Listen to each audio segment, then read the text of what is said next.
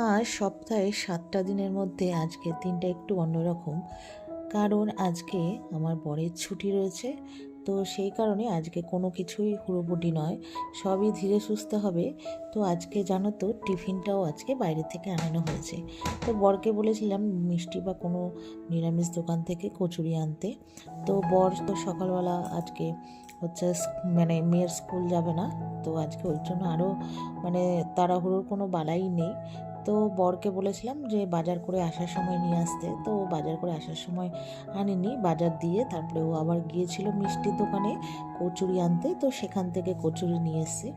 তো আসার পরে তারপরে ওকে খেতে দিয়ে দিলাম। তো আমিও খেলাম, মানে আমি খেলাম বলতে আমি একটু পরেই খাবো, যেহেতু বাজার একটু কিছু মাছ নিয়ে এসছে। তো সেগুলোকে গোছানো, তারপরে গুছিয়ে রাখা, সবজি টবজি কাটা, তো কী কী রান্না করব তো সেই সব নিয়ে একটু ব্যস্ত। তো যাই হোক, তারপরে সব কেটে ফেটে সব রেডি করে মাছটা সব ধুয়ে রেডি করে আমি আর মেয়েকেও ডেকে নিলাম, দুজনে বসে খেলাম। আজকে এনেছিল একটু মানে রাধাবল্লভী টাইপের কচুরি, বেশ বড় বড়।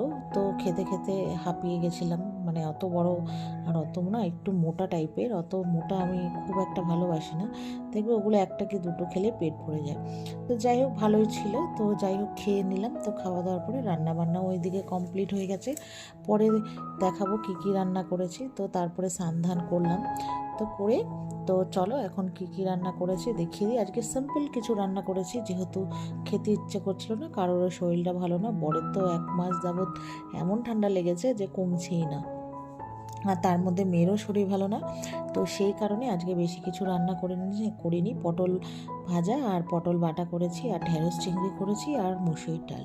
আর তারপরে মা পাঠিয়েছিল চিংড়ি মাছের বাটা, মেয়ের ফেভারিট, মেয়ে খুব ভালোবাসে খেতে।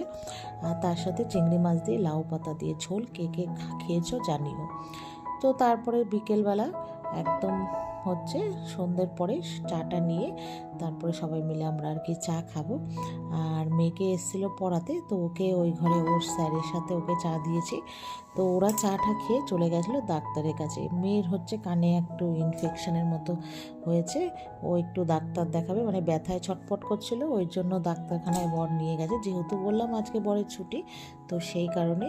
তো আমার প্রচণ্ডই খিদে পেয়ে গেছিলো, যেহেতু দুপুরে খুব একটা খাইনি, ওই যে সকালবেলা যে কচুরিগুলো খেয়েছিলাম, তো সেই কারণে। তো হঠাৎ ভাবলাম যে কি খাবো, একটু চাউমিন করি, ভেজ চাউ। তো বড় বাড়ি রয়েছে, বর তো সচরাচর মানে বিকেলবেলা খুব একটা খাবার খায় না। তো মেয়েও খাবে, আমিও খাবো, তো সেই জন্য একটু সব সবজি দিয়ে ভেজ চাউ বানিয়েছি।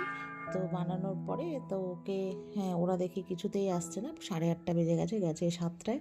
মানে ডাক্তারের কাছে প্রচুর ভিড়। তো আমি মাত্র নিয়ে বসেছি আর অমনি ওরা চলে এসছে। তো যাই হোক, আমার খাবারটা রেখে ওদেরকে বললাম ফ্রেশ হয়ে নে, তারপরে খেতে দেবো। তো ওরা ফ্রেশ হয়ে নিয়েছে। তারপরে মেয়ের ওষুধ দেখাচ্ছে, 4 রকমের হচ্ছে খাবার ওষুধ দিয়েছে, আর একটা ড্রপ দিয়েছে কানে। আমার মেয়ে দেখে সেটাই ভয়, কারণ ও ওষুধ এখনও পর্যন্ত খাওয়া শেখেনি। এখনও পর্যন্ত ওকে লিকুইড ওষুধ খাওয়াতে হয়। তো ডাক্তার বলেছে তুমি যদি না খাও তো কানের ব্যথা কমবে না।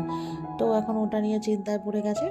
তো যাই হোক, তারপর ওদেরকে আমি খেতে দিয়ে দিলাম চাউমিন। মেয়ে তো টেনশনে খেলোই না সেরম, ওর বাবাইকে দিয়ে দিল।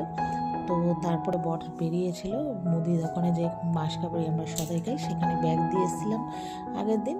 তো সেখান থেকে সব মাসকাবাড়ি এই সদাইগুলো সব নিয়ে এসছে। তো এগুলো সব এক একটা মানে সব ঢেলে টেবিলে রেখে হচ্ছে দেখলাম কোনটা কি আছে না আছে।